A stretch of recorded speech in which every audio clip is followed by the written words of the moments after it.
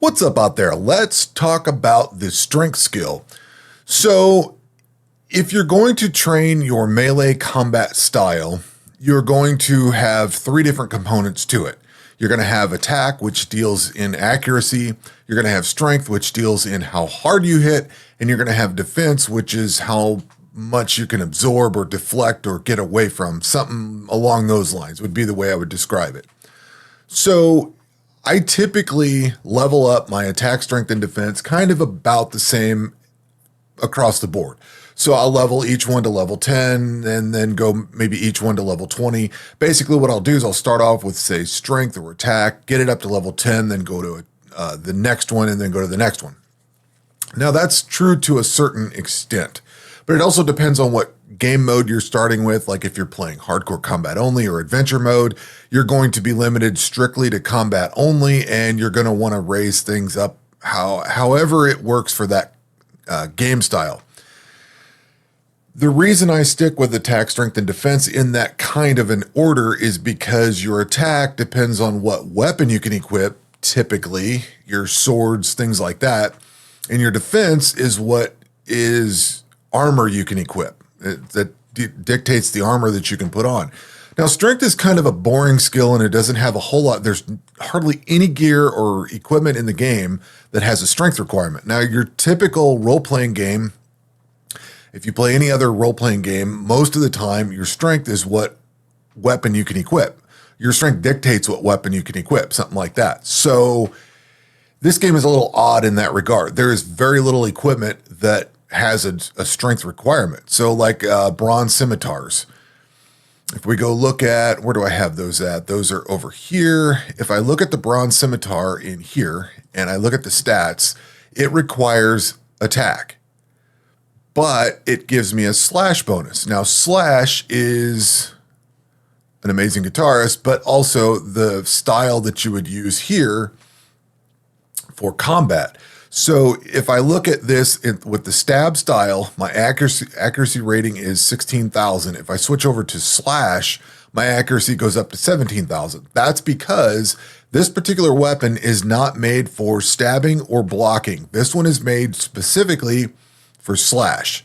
So if we go and look at, say, an axe, this has also got a very big penalty to stab, but it's good for slash and block. So depending on the weapon you're looking at, certain weapons are made more for attack, some are made more for strength, some are made more for defense. So if we look at a two-handed sword, this is going to have a good slash and block, but a horrible stab. So you can actually work on leveling slash and block both with this weapon. However, two-handed weapons typically don't have any damage reduction. You can't equip a shield with it. They're typically slower. These are usually not the way to go. So would you go with a bronze scimitar? Well, in general, would you go with a scimitar to train slashing? Probably, because it's got a bonus of 7. And the speed is 2.4 seconds per interval. So a bronze battle axe or a battle axe is a little bit slower, has a little bit worse of a slash bonus, and is probably not really worth working on this particular skill, although it does have a little bit of a block bonus over that, so it might be better for blocking, which is defense, or it's also got a strength, so it might do a little bit more damage. However, it is slower. So for attack, you're going to probably use a sword. For strength, you're probably going to want to use a scimitar. You can use a battle axe, but they're a little bit slower, and that's kind of across the board. You can use a two-handed sword, but they're a little bit slower. So how do you train strength? Well, as the normal progression that I would give for everything is to follow what you have in smithing. So you're going to go bronze, iron, steel, mithril, just go through that order typically.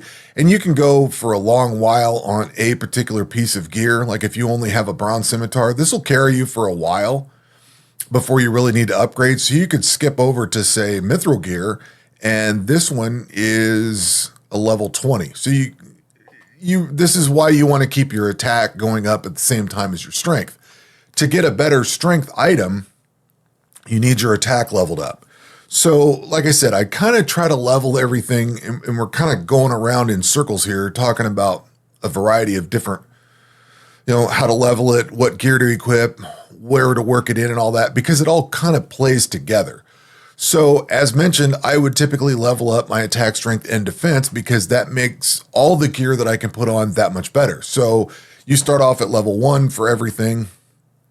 I would get strength up to level 10 or 20, something like that. You can let it go for a few hours and come back. You kill plants for a little while, come back, and it's level 20, 30, something like that.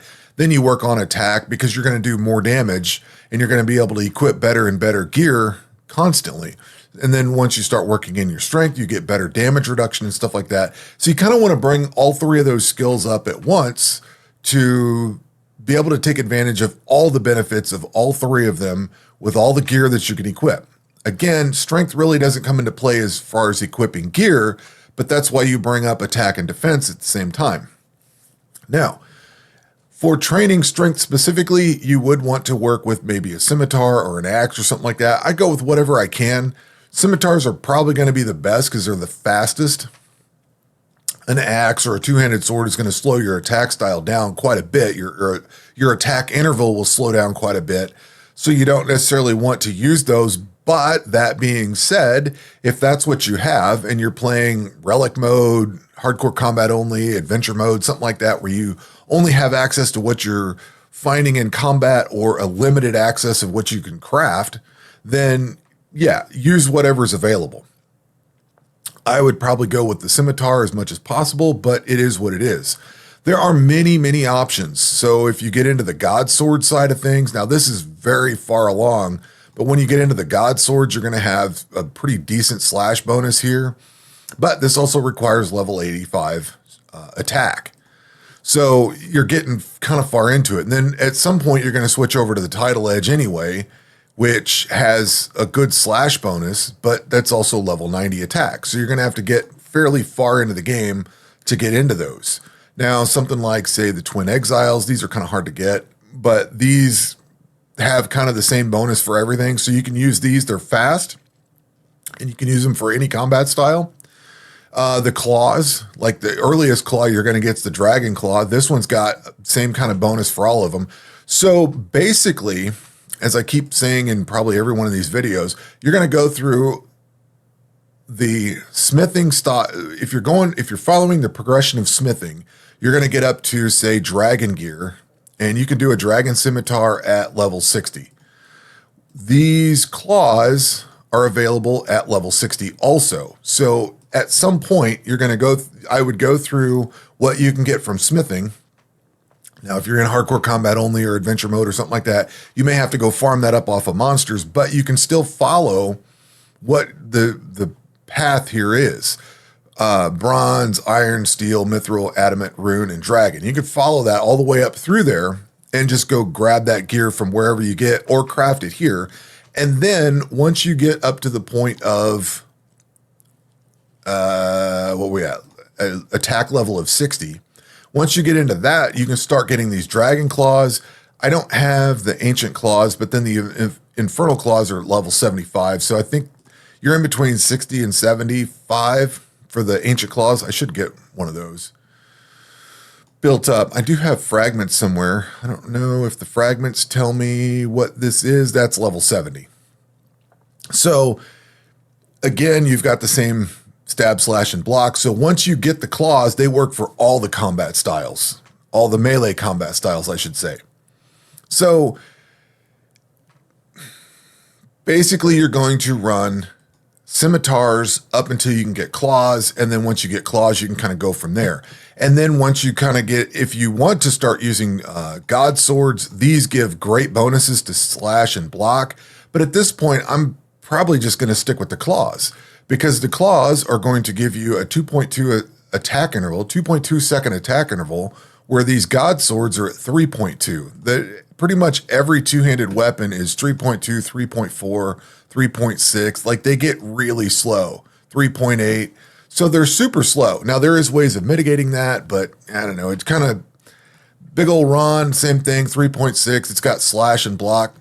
at this point, I'm just using the claws because they're fast. They work for all the different combat styles and I don't have to mess with it. There are cases for using some of these two-handed swords, but again, you're kind of just getting up into the point where you're going to want a one-handed sword. I mean, yeah, it just, even once you get up into this, but you want to keep progressing on your strength. So you want to keep using something that gets your strength leveled up faster. So one option you do have for leveling strength is in fishing. Now, this is the only melee skill that, only melee skill, because you can do alt magic. It's probably, besides alt magic, strength is the only one you can level up outside of combat, which is in the, where's that at? That would be over here. These barbarian gloves. If you find these, now you have to find these from fishing. And these aren't necessarily great, but if you equip those, you will now have somewhere on this list. Where is it at? You will have the barbarian fishing area. So these actually give you, you're kind of splitting your XP. So if we look at, where's this come in at? Leaping trout. At level 20, you can either do raw trout or leaping trout. So leaping trout is going to give you 20 XP. Actually, it doesn't split it. I thought it split it. So actually, that's not a bad idea. So you could either go raw trout for 20 XP at level, 20? At level 20 fishing, you can either do leaping trout or raw trout, or even the raw mackerel. But I think the mackerel just came in. So for your money, it would actually be in your advantage if you're working on fishing and you have the availability to do this. And I sometimes do, sometimes don't. Sometimes I shoot way past the leaping stuff and I don't bother with it. But as you're leveling fishing up, and now that I'm looking at this, you get 20 XP for raw trout or 20 XP for leaping trout. The downside is you can't cook the leaping trout, but the leaping trout give you 10 XP for fishing, or for strength. The leaping salmon is going to give you 15, and the leaping broadfish gives you 26. So you can level up fishing. I thought it diverted half and half, so I didn't realize you're actually getting XP for both, and you're not losing anything along the way, aside from something you can cook. So theoretically, what do we get? Leaping salmon. That comes in at 35 with raw salmon. So raw salmon gives you 41, leaping salmon gives you 41. So you're not losing any XP. Broadfish, where's the broadfish come in at? Level 70 with raw sharks gives you 156 versus 104. So you really are taking a hit on your XP for fishing with the leaping broadfish, but you're also gaining a lot with strength. Now, where I've used this as far as leveling fishing up and strength up at the same time is in a game mode where I don't have to worry. Maybe early on in adventure mode, if you unlock fishing first and work through it. Hardcore combat only, you're not going to have this option because you don't get any non-combat skills. But in other game modes like relic mode or something like that, well, not relic mode because you can't go fishing or cooking for a very long time. So this wouldn't apply there either. But standard mode, adventure mode, if you unlock fishing, hardcore mode, hardcore combat only doesn't have it. Relic mode, it's not going to be an option for a very long time. You'll have better results going other ways. But for, say, standard mode, adventure, if you unlock fishing, regular hardcore, leveling, once you get this barbarian fishing area unlocked, this is a good option to bring strength up to level 40 or 50, somewhere in there. I wouldn't take it further than that because your XP gains are going to be so drastically small, and the amount of XP that you need to go up, it's just not worth it. But you can quickly level strength up to 40 or 50, maybe 60 if you're really pushing it. Like I've got a modded account I'm running right now, and I just ran with fishing off to the side to level up strength, and it's level 40 or 50, something like that. So immediately right out of the gate, I'm hitting a lot harder, and I don't have to train strength up to that level. So I can focus on attack and defense and work on getting that gear brought up. If this is all making sense, I start off with a very highly seeded strength level, instead of starting off at level 1 for every one of those skills, I'm starting off at 40 or 50 or whatever that is. So theoretically, I'm hitting a much harder, and I don't have to sit through all of that. And at the same time, I've leveled up fishing a little bit and brought up my strength up to a degree. So then all I have to do is worry about bringing up attack and defense to kind of meet, maybe bring those up to level 30 or 40. Then you can start working on everything else and go from there. I would not take strength to 99 right off the bat. That is very slow. You want to be bringing up your attack and defense accordingly, because that means you're going to be able to take on much better challenges and level everything up. You don't want to sit at plants through level 99. That's not the way to do strength.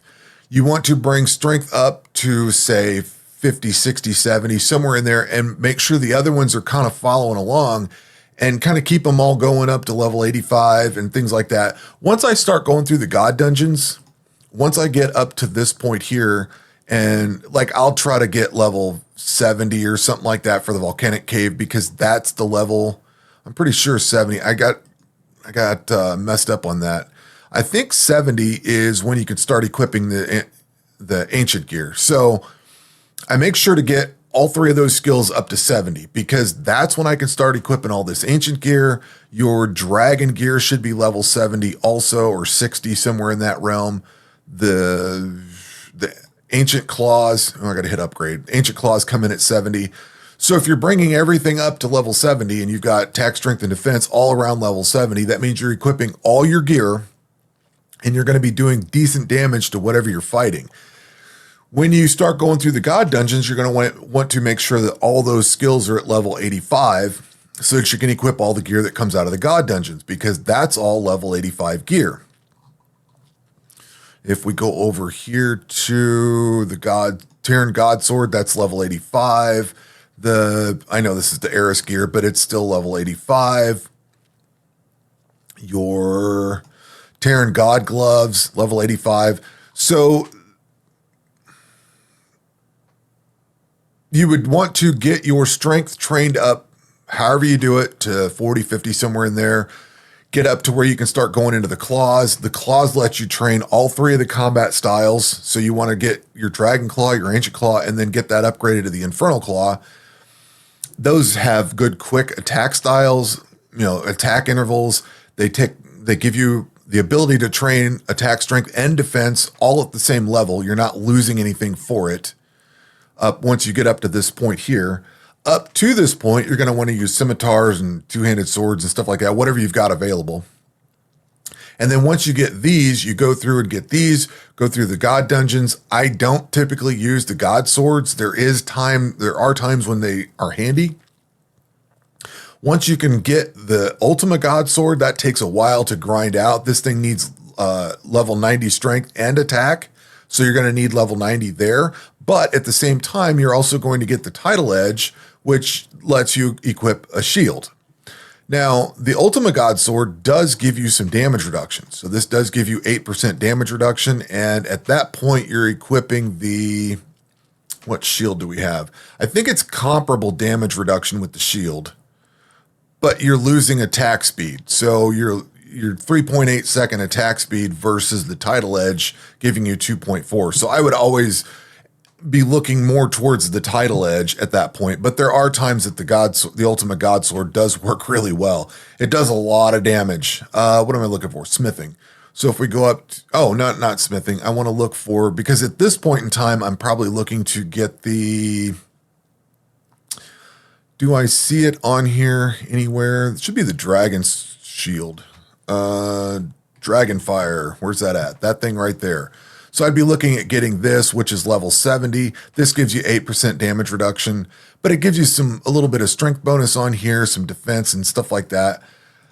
Tidal Edge, Dragonfire Shield is probably the way to go. But like I just said, the Ultima God Sword has 8% damage reduction as well. So this thing actually becomes viable at this point, which the Terran God Sword is where that 8% damage reduction comes from. This thing is just very slow. So That's kind of where I would end up in the base game, is working towards the title edge itself with the Dragonfire Shield, and maybe using the Ultimate God Sword for like the very high end combat at the very end, impending darkness and stuff like that. This would probably be good there because you're going to get these different, whatever you want to, not as styles, but you're going to get these little damage, whatever you want to call this, whatever these are, special attacks, however you want to call that. There are strength requirements for a few other things, like the Archaeologist Whip, which I have. I don't even know where I have that thing. Oh, maybe it's over in my skilling stuff. So the Archaeologist Whip actually now has a strength requirement of 40. So again, you could get that from fishing, no big deal there.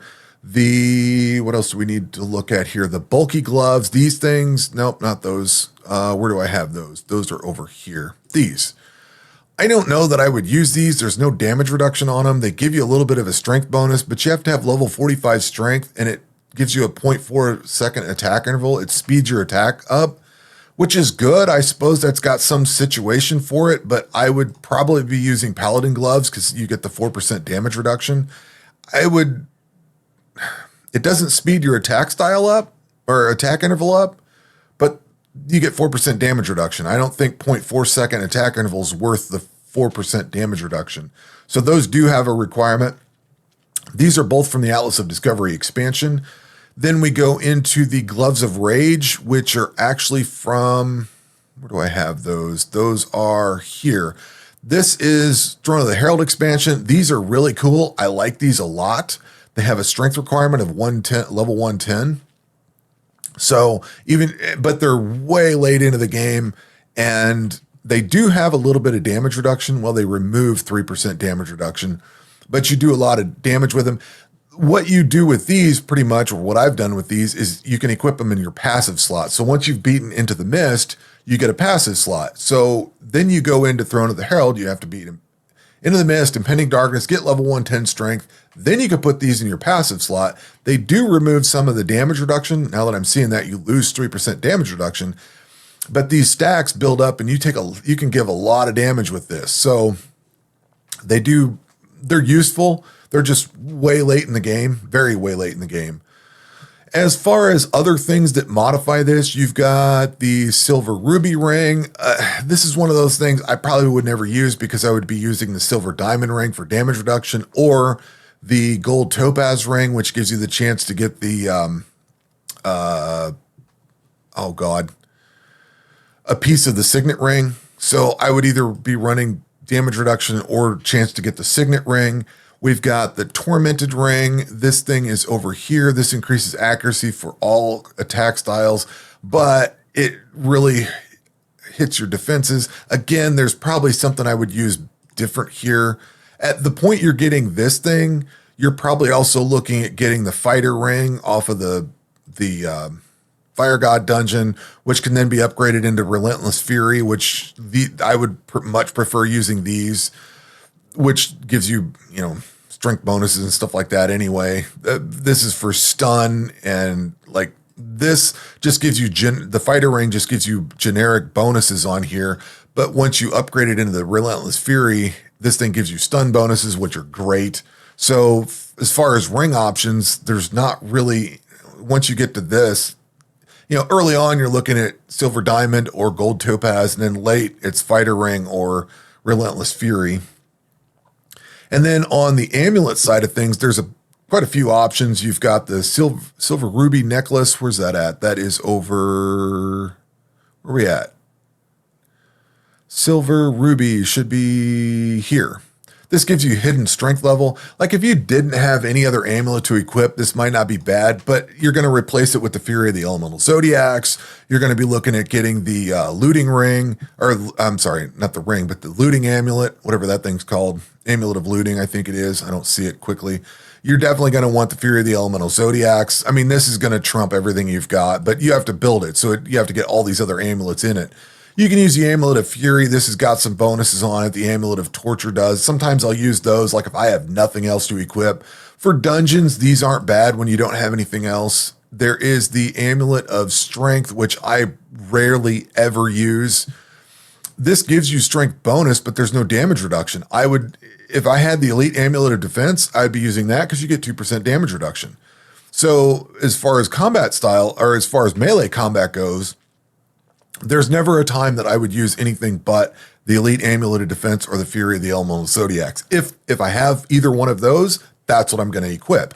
If I don't have either one of those, I'd probably go to an Amulet of Torture or Fury. Those are viable, but that's for dungeons. For just general combat, the Amulet of Looting is going to always be on because it lets me loot until I've beat the Fire God dungeon and can loot stack and stuff like that. You know what I mean? Like there's certain things that just dictate where you're going, and some of these are just not options.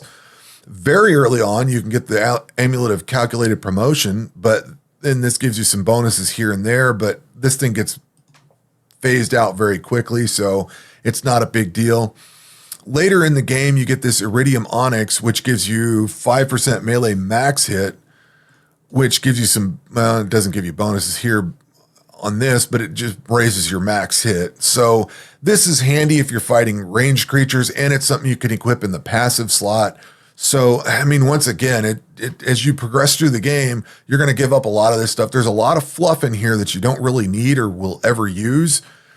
So these silver ruby rings, the purpose for these, as far as I can see, is crafting summoning tablets out of. That's kind of about where you get.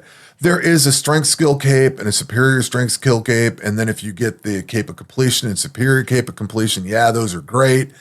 But I would never use those capes. I would use the cape of completion or superior cape of completion, but that's way into the game.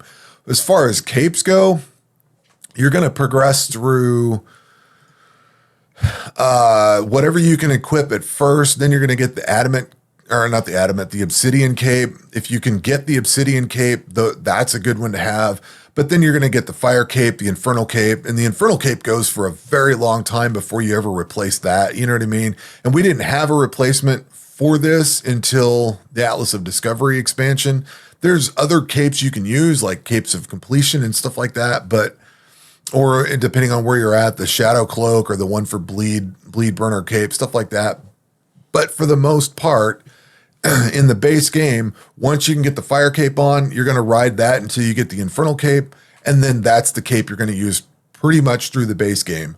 This does upgrade to the ancient infernal cape,